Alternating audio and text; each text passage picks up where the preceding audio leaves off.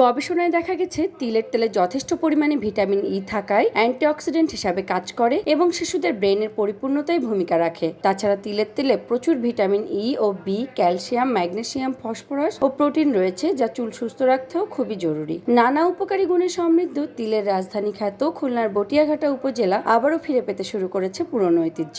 আবহাওয়া অনুকূলে থাকায় এই মৌসুমে তিল ফসল নিয়ে বাম্পার ফলনের আশা কৃষকদের। 10 মণ 12 মণ তো আছে, এখন তো বসছে না ফসলে জবাব নিয়ে কথা। এখন যদি বর্ষা হয় তো তিল মাছ যাবে, ওই এখন ভালো দেখা যাচ্ছে, আবার যদি পরে বর্ষা হয় কাজ শুরু হয়ে যাবে।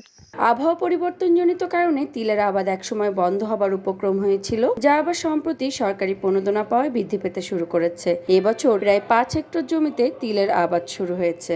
তিল একটি ঔষধি গুণ সমৃদ্ধ এবং তেল জাতীয় ফসল। আমাদের বটিয়াঘাটা এলাকায় একসময় প্রচুর তিল আবাদ হতো। বর্তমান কৃষি বান্ধব সরকার তিলের উপরে প্রণোদনা দেওয়াতে আমরা সহকারী কৃষি কর্মকর্তারা কৃষকদের উদ্বুদ্ধকরণের মাধ্যমে এখন তিলের আবাদ বৃদ্ধির জন্য চেষ্টা করে যাচ্ছি। প্রায় 20 বছর আগের হারিয়ে যাওয়া ফসল তিল চাষ আবার কৃষি বান্ধব সরকারের চেষ্টায় ফিরে আসতে শুরু করেছে। এ মৌসুমে যদি অনাকাঙ্ক্ষিত বৃষ্টি না হয় তাহলে তিলের বাম্পার ফলনের আশা করছেন কৃষি বিভাগ। ক্লাইমেট চেঞ্জ হওয়ার ফলে এই যে আগাম যে বর্ষাটা হচ্ছে, এই বর্ষার সময় যখন তিলটা একটু বড় হয় তখন বর্ষা হয়। বর্ষা হওয়ার ফলে গোড়ায় পানি বেঁধে দেওয়ার সঙ্গে তিল গাছটা মারা যায় অথবা ঢলে যায়। এই কারণে আস্তে আস্তে চাষিরা আগ্রহ হারায় ফেলেছে। সহকারী কৃষি অফিসার এই মাঠে চাষিদের বুঝিয়ে আবার এই তৈল জাতীয় ফসলের দিকে ফিরিয়ে আনার জন্য আমরা চেষ্টা করছি।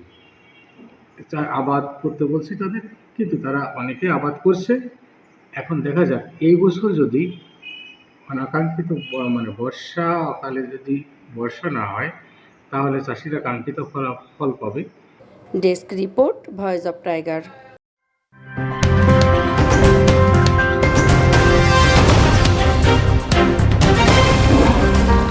Voice of Tiger.